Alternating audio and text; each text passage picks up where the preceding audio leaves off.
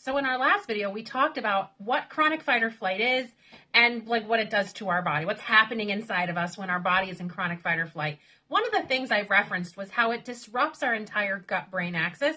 So I just wanted to spend a few minutes and talk about that today. So the gut-brain axis is made up of the gut, the brain, the nervous system, the circulatory system, the vagus nerve, the immune system. It's that whole system that's really the engine, the motherboard of how your body functions. And the gut and the brain have all this communication through the vagus nerve, the immune system, back and forth. The gut produces 90% of your serotonin. Some say 95%, 70% of your dopamine, 50% of your GABA. I mean, all of these really high numbers of these neurotransmitters that really help you thrive and to have, happiness and to feel good and motivated. 75% of your immune system's housed in your gut. The vagus nerve is super, super important because it is how your body communicates. It's the largest nerve system, sends signals and hormones and neurotransmitters all over the body where it needs to go, specifically between the gut and the brain is the one we're talking about today. But also having a very toned vagus nerve is really important for your parasympathetic, that rest and digest. The brain, having a brain that is healthy and thriving helps prevent cognitive decline. Even things like depression have been, clinically shown to be connected to neural inflammation, things like that. So, the entire gut-brain axis and the nervous system being housed as part of the brain, this is a big deal when we talk about the fact that chronic fight or flight disrupts these main, the source of how our body lives and survives and functions are affected by that. And so I want to just take a minute and just walk through, if this is disrupted, what kind of symptoms could that look like? Now, this is not medical advice. I'm not telling you that this is a diagnosis for you, but what I'm just trying to do is shed some light on what happens when the core of your body is disrupted. And for those of us who are in chronic fight or flight, this is a very common thing that happens. So let's walk through. I have a list. I'm going to read right off the list, symptoms that you may find happening. And if you find that you have, most of them, like I did, this is something to research and dig into a little bit more. Okay. So let's look at the list. Got it right here. You could find things like anxiety, panic attacks, depression, anger, fits of rage, really. I'll just, in between, I'll say a couple little pieces of my story so that it makes sense. It's not just I'm angry, but it's like you're having a conversation, then rage takes over you, completely disproportionate to what it should be, and you can't seem to control it. The same with the extreme irritability. It's not that people are irritating necessarily. Sometimes they are. Let's be real. But at the end of the day, it's sort of like a state of being. I am just always irritated and I don't know how to stop. I can't seem to stop being impatient and snappy. And those are some of the other symptoms. Easily overstimulated, overwhelmed, perfectionistic, controlling, people pleasing. It the symptoms, maybe I didn't say this, but the symptoms of chronic fight or flight, they can be behavioral, they can be emotional, they can be physical, they can be mental.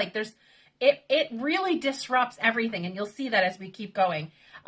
Blood sugar issues, libido issues, brain fog, memory issues, lack of creativity, lack of motivation, restlessness, jumpy, tense, stressed stomach, getting sick easily, you get sick at the drop of a hat and you just take forever to recover.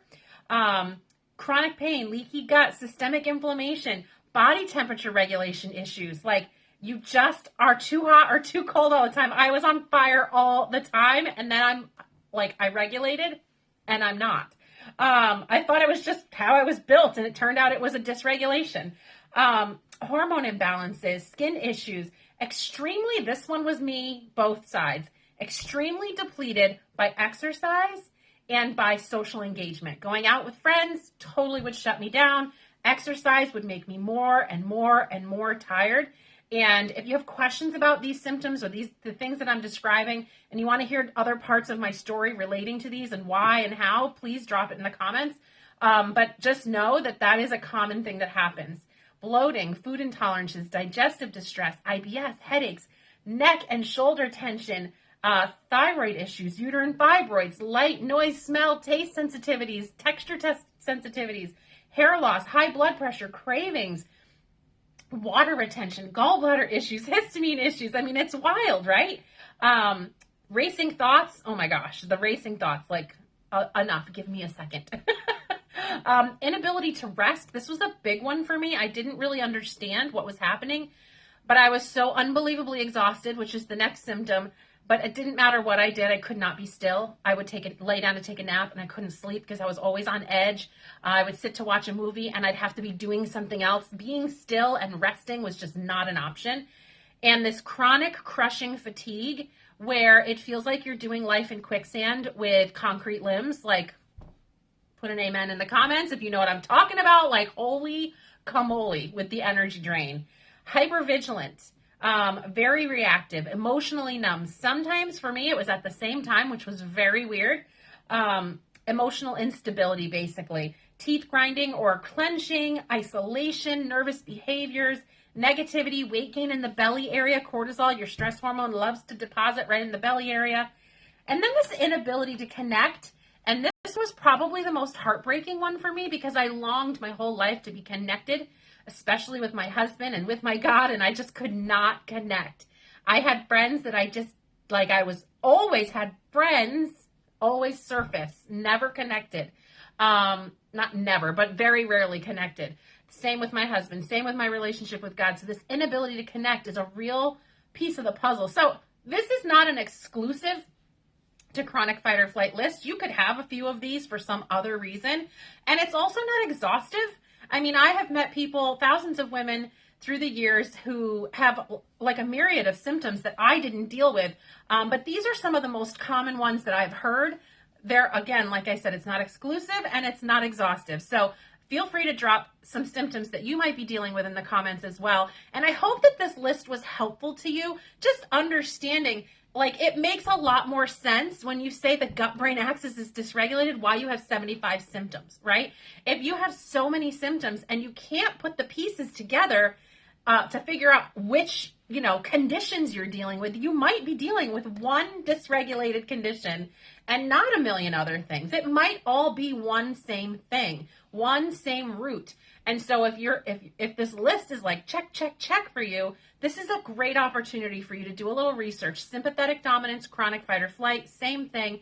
Dig into it. Try to understand what it's all about. Make sure you follow this page. This is what we are all about. I am on other socials where I talk about this as well. You can find me there. But I'm going to try to do some more longer form stuff to really kind of give you guys a more of a deep dive on what it is and how do we deal with it. So, drop some comments, some love in the comments, do some hearts or thumbs or whatever it is. I'm new over here. But yeah, subscribe and we'll talk soon. Have a great day.